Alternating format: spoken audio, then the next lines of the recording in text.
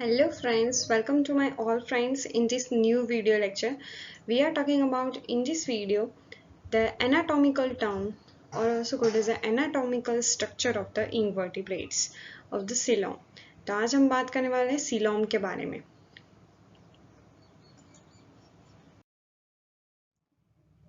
You can see that this type of picture or you can confuse what is acoelom, eucoelom and pseudocoelom. Okay, and various types of organisms contain different type of coelomic structure. So that in this video lecture we are talking about that this type of coelom structure. First of all हम आज के topic में बात करने वाले हैं उसके बारे में हम देख लेते हैं. First of all what is coelom.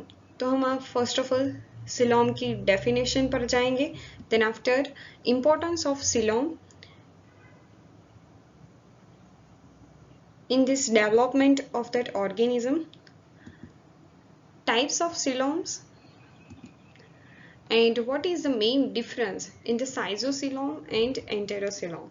Okay कि आज के ज़माने में हमने जाना है कि सीलोम तक ही सीमित नहीं है, यानी कि अब आप पढ़ रहे हो सीलोम, एसीलोम और स्यूडोसीलोम, लेकिन अगर आपको पता नहीं है साइजोसीलोम और एंटेरोसीलोम क्या है तो आप एम्ब्रियोलॉजी की कोई भी टर्म यानी कि एम्ब्रियोलॉजी का जो भी डेवलपमेंट है वो आप नहीं समझ पाओगे.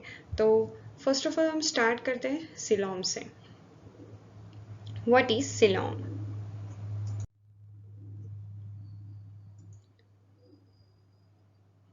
Coelom is a one type of the space between the body wall and the alimentary canal which is lined by the mesoderm.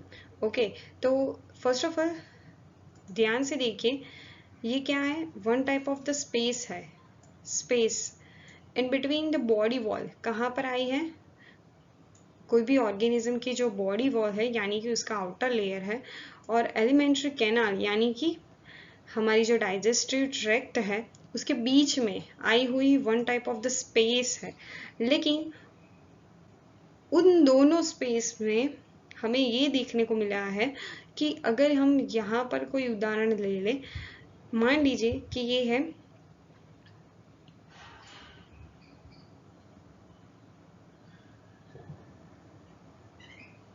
Ascaris. Okay, ये एस्केरिस में क्या होता है. तो एस्केरिस में हम जानते हैं कि उसमें होता है स्यूडोसीलोम. ओके, स्यूडोसीलोम हम आगे डिस्कस करने वाले हैं, लेकिन यहाँ पर मैं आपको ये बताना चाहती हूँ कि ये है क्या है. ये उसकी बॉडी वॉल है. ओके, देन आफ्टर यहाँ पर मैं उसकी गट फॉर्म ढूंढ रही हूँ. ओके, ये है उसकी गट. तो उसमें क्या होता है कि मेसोडर्म के जो सेल्स है वो कहाँ पर प्रेजेंट होंगे. तो मेसोडर्म के जो सेल्स है वो सिर्फ और सिर्फ बॉडी वॉल के ठीक नीचे मेसोडर्म आया होगा. ओके, और यहाँ की जो स्पेस है जो खाली हो गई है वो स्पेस हमारे बॉडी कैविटी से भर जाएगी.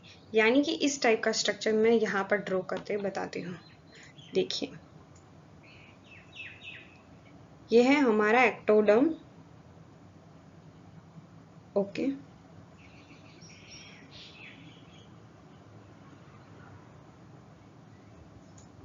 बीच में है गट. ओके, गट के आसपास है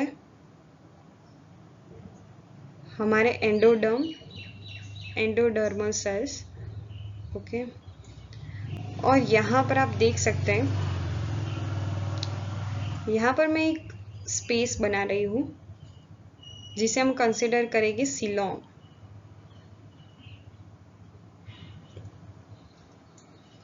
ये क्या है. गट है. क्या है. गट. ओके, ये क्या है. एक्टोडर्मल सेल्स यानी कि आउटर लेयर है. यहाँ पर मैं रफ डायग्राम बना रही हूँ, लेकिन आपको इजीली समझ में आ जाएगा। ये है एक्टोडर्म, ये बीच वाला जो है वो है गट, तीसरा जो है वो है यहाँ पर है एंडोडर्म, ओके। और जो यहाँ पर आपको स्पेस दिखाई दे रही है, ये जो ये स्पेस है उसे कहा जाता है बॉडी कैविटी, यानी कि हमारी सीलोम, ओके।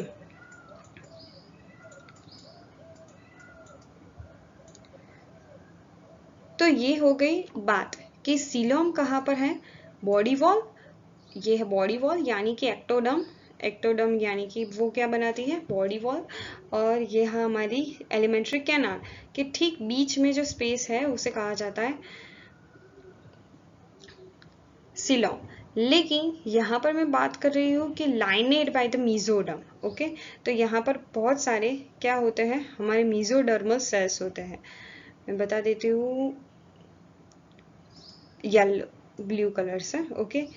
ये सभी जो है वो क्या है, मीजोडर्मल सेल्स।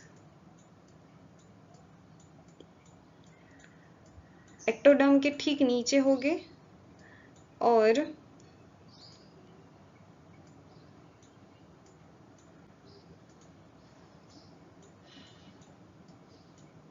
एंडोडर्म के ठीक नीचे हो गए एज अ मेसोडर्म, ओके। तो ये है सारे मेसोडर्मल सेल्स, ओके। और वहां पर हमारी स्पेस बच रही है सीलोम की, ओके। तो इसे कहा जाता है सीलोम। सीलोम में बहुत सारे बच्चे कंफ्यूज हो जाते हैं, तो याद रखिएगा कि सीलोम क्या है, ओके। तो ये थी उसकी डेफिनेशन कि which is a space between the body wall and alimentary canal which is lined by in the inner side of that mesoderm, okay। अब हम देखते हैं उसका importance, the importance of the coelom. किसी के बारे में हम पढ़ रहे हैं तो फर्स्ट ऑफ ऑल हमें उसके इम्पोर्टेंस पर जाना बहुत ही ज़रूरी होता है, ओके। तो जानते हैं हम सीलोम का importance. First of all provide space to organs, क्या करता है वो, ऑर्गन्स को स्पेस प्रोवाइड करता है। कैसी, तो डायरेक्टली बॉडी वॉल हमारी गट पर अटैच ना हो जाए, उसी के बीच में जगह रखता है, ओके। उसके बीच में क्या होगी, जगह होगी, so that it is provide the space between organs. It provide the flexibility of the body, body को क्या करती है, फ्लेक्सिबिलिटी देती। क्यों फ्लेक्सिबिलिटी देगी, सीलोम के पास ऐसा क्या है कि वो फ्लेक्सिबिलिटी देगा, ओके। तो सीलोम के पास है सीलोमिक फ्लूइड, जी हाँ, सीलोम जो है सीलोमिक उसे कहा जाता है बॉडी कैविटी, और उसके अंदर होता है सीलोमिक फ्लूइड। क्या होता है, सीलोमिक फ्लूइड, जो क्या करता है, फ्लेक्सिबल देता है, फ्लेक्सिबल स्ट्रक्चर प्रोवाइड करता है ऑर्गेनिज्म को। And it is act as a skeletal material and hydrostatic skeletal movement in earthworm, earthworm में स्केचुअल मटीरियल के रूप में होता है, ओके। अर्थ फॉर्म है, अर्थ फॉर्म जो है उसमें क्या होता है, हमें पता है कि उसके पास दो टाइप्स के सेल्स होते हैं, ओके। मस्कुलर सेल्स और साथ ही साथ सर्कुलर सेल्स, जो क्या होते हैं उसके एंटीरियर पोर्शन पर होते हैं, एंटीरियर पोर्शन पर होते हैं।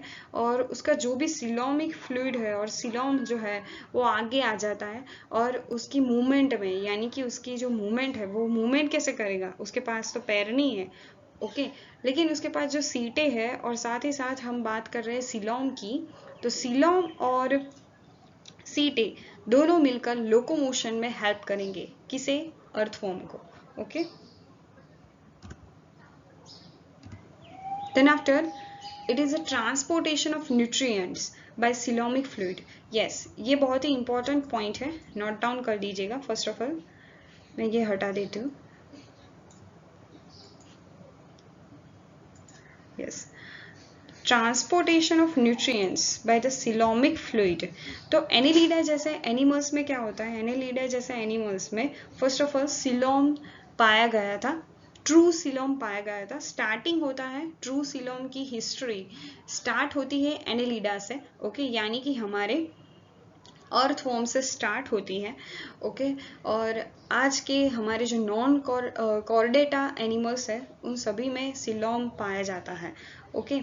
यहाँ पर जो सीलोमिक फ्लूइड है वो एज अ फ्लूइड के रूप में रहता है और वो क्या करता है, ट्रांसपोर्ट करता है न्यूट्रिएंट्स को, ओके। यानी कि गट में अगर कोई अनडाइजेस्टेड फूड मटेरियल है तो उसे जल्दी से बाहर ले जाने का काम कौन करेगा, यानी कि अगर कोई हम बात करें अर्थवॉर्म की, स्पेसिफिक हम अर्थवॉर्म को ही ध्यान में लेंगे, तो अर्थवॉर्म जो है वो एक्सक्रीशन करेगा तब अगर उसका एक्सक्रीशन स्किन के द्वारा हुआ, स्किन के द्वारा, तो फर्स्ट ऑफ ऑल गट में जो अनडाइजेस्टेड फूड पार्टिकल्स है, अनडाइजेस्टेड फूड पार्टिकल्स को धक्का मारकर हमारी जो गट है वो क्या कर देगी, धक्का मारकर जो यहाँ पर जो हमारा सीलोमिक फ्लूइड है वहां पर ला देगी, ओके। ये है, मान लीजिए कि ये है अनडाइजेस्टेड फूड, अनडाइजेस्टेड फूड है ये, और ये हमारी सीलोम है, ओके। तो उसमें डाल दिया उसने, और अब क्या करेगा, coelom which is also attach to that body wall, okay, body wall से भी वो अटैच है, तो डायरेक्टली डिफ्यूजन की प्रोसेस के थ्रू कार्बन डाइऑक्साइड या फिर अमोनिया या फिर अदर टॉक्सिक सब्सटेंसेस जो है जो अर्थवॉर्म के लिए हानिकारक है उसे एक्सक्रीशन में हेल्प करेगा, कौन, सीलोम, ओके। तो which is also helpful for the transportation of the nutrients as well as excretion in other animals like that earthworm। तो ये था उसका इंपॉर्टेंस। अब हम चलते हैं हमारे मेन टॉपिक पर। What is acoelomate?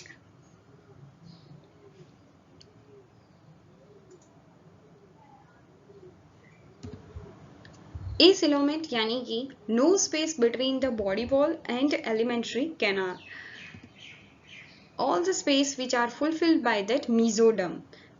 Look at this picture, and this type of acoelomate found in that tapeworm and liver fluke, okay।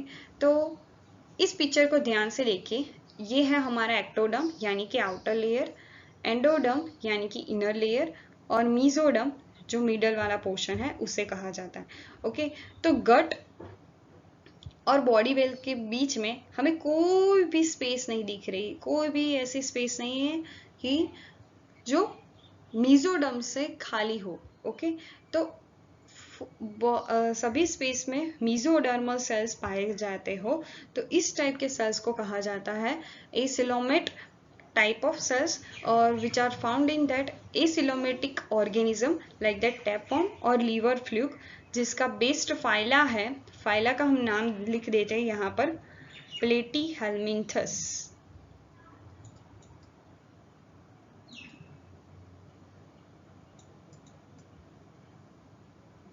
Okay. यहाँ पर मैं बताना चाह रही हूँ कि ये है लीवर फ्लूक, ओके। ये मैंने उसका ओनली रफ डायग्राम यहाँ पर आपको शो किया है कि ये है उसका माउथ, ये है उसका ओरल शकर, जिनाइटल पोर और एक्सक्रीटरी पोर। इसकी हमें कोई आवश्यकता नहीं है, यहाँ पर मैं ये दिखाना चाह रही हूँ कि ये क्या है, ये उसकी बॉडी वॉल है। क्या है उसकी बॉडी वॉल, ओके। अगर आपने लीवर फ्लूक की डाइजेस्टिव सिस्टम पढ़ी होगी तो आपको ये पता होना चाहिए होगा कि उसका जो डाइजेस्टिव सिस्टम कैसा रहता है कि माउथ से शुरू होता है, देन आफ्टर फाइनेक्स पर जाता है, फाइनेक्स के थ्रू वो कहा जाएगा ईसोफेगस, ईसोफेगस जो है वो खुल जाती है तुरंत ही लार्ज इंटेस्टाइन में, ओके, लार्ज इंटेस्टाइन में। तो लार्ज इंटेस्टाइन यानी कि हमारी गट और बॉडी वॉल के बीच में कोई भी स्पेस नहीं है। ये जो स्पेस है, ये आपको जो स्पेस दिख रही है, उस स्पेस में आते हैं हमारे मीजोडर्मल सेल्स। क्या आ जाते हैं, मीजोडर्मल सेल्स, ओके। मीजोडर्म से भरा हुआ होता है, तो इस टाइप के ऑर्गेनिज्म को कहा जाता है एसिलोमेट। ओके, ये याद रखिएगा लीवर फ्लूक का पिक्चर अपने माइंड में।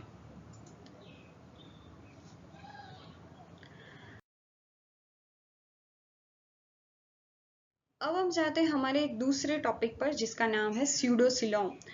स्यूडोसिलोम which are found in that aschelminthes phyla. Okay, aschelminthes यानी कि राउंड वॉर्म में इस टाइप की कैरेक्टरिस्टिक देखी गई है। The incomplete coelom which are formation in that Aschelinthes, no continuous space which are found। यानी कि कंटिन्यूसली सिलोम का फॉर्मेशन यहाँ पर नहीं हुआ, सिलोम का फॉर्मेशन शुरू हुआ है लेकिन कंप्लीट नहीं हुआ है। ओके, तो इस टाइप के ऑर्गेनिज्म में ये इस टाइप की सिलोमिक कैरेक्टरिस्टिक देखी गई है। The mesoderm only found in the surrounding of the cell wall। Okay, body wall। यहाँ पर आप देख सकते हैं ये है एक्टोडर्म। क्या है ये? एक्टोडर्म। देन आफ्टर ये है एंडोडर्म। बीच वाला जो पोर्शन है वो है गट, उसके सराउंडिंग में जो सेल्स है उसे कहा जाता है endoderm. Then after this one is that mesoderm. Okay, यहाँ पर जो सेल्स है उसे कहा जाता है स्यूडोसिलोम। ओके, तो मैं ये कहना चाह रही हूँ कि एक्टोडर्मल सेल्स के ठीक नीचे जो पर्पल कलर का मैंने बताया है वो है मीजोडर्म। ओके, लेकिन गट के तुरंत बाद यानी कि एंडोडर्म के तुरंत बाद यहाँ पर तो कोई पर्पल कलर का कोई भी मीजोडर्मल सेल्स हमें दिख नहीं रहा। ओके, तो इस टाइप की कैरेक्टरिस्टिक को कहा जाता है only for only mesodermal cells found in that ectodermal region. Ectoderm के ठीक नीचे मीजोडर्म पाया जाता है लेकिन गट के बाद नहीं पाया जाता। तो इस टाइप के इनकम्प्लीट सिलोमिक स्ट्रक्चर को कहा जाता है स्यूडोसिलोम और which are found in that round worm यानी कि एस्केरिस। यहाँ पर मैं दिखाती हूँ आपको एस्केरिस का स्ट्रक्चर ड्रॉ करके। ओके,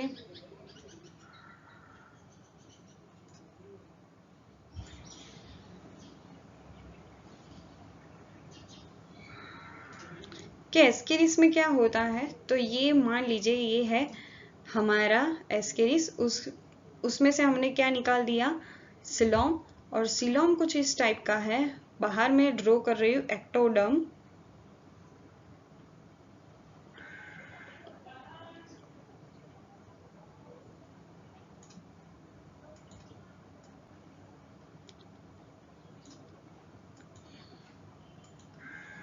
ये है गट। Okay,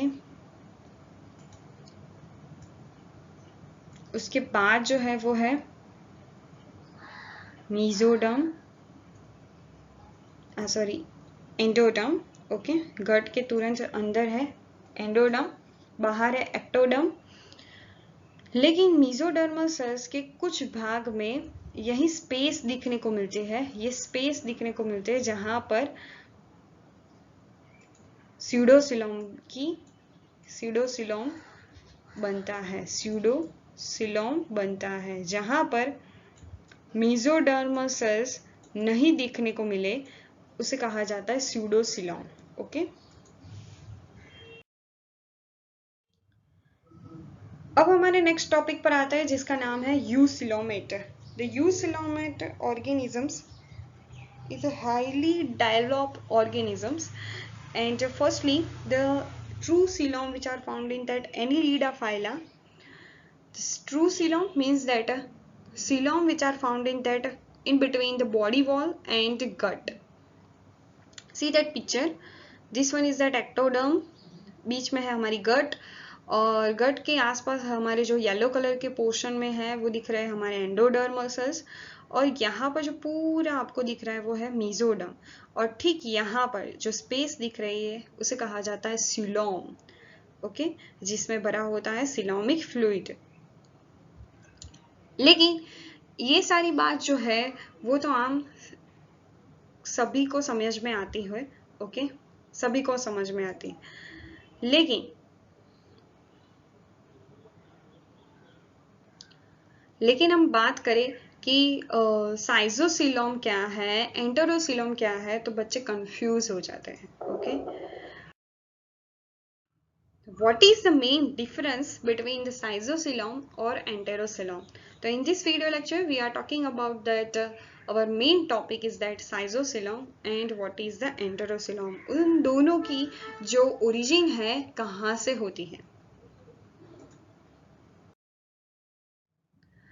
The cystocelom, that is a mesoderm, split and formed some pouches. It is called the cystoceloid pouches, and this animal is called the cystocelomate organisms, like that Annelida, molluscus and arthropoda. Okay, तो इसमें यही याद रखना है कि mesodermal sales जो है कुछ हद तक क्या हो जाता है, स्पिल्ट हो जाते हैं, और उसके बाद जो है स्पिल्ट हो जाने के बाद पाउचिस की रचना करते हैं, और पाउचिस जो है उसे कहा जाता है साइजोसिलोइक पाउचिस, और जो देखा गया है साइजोसिलोमेट एनिमल्स में.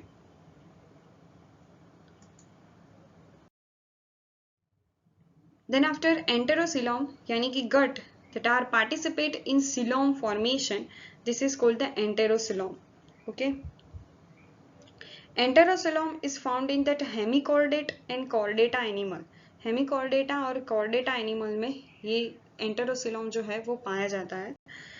ओके,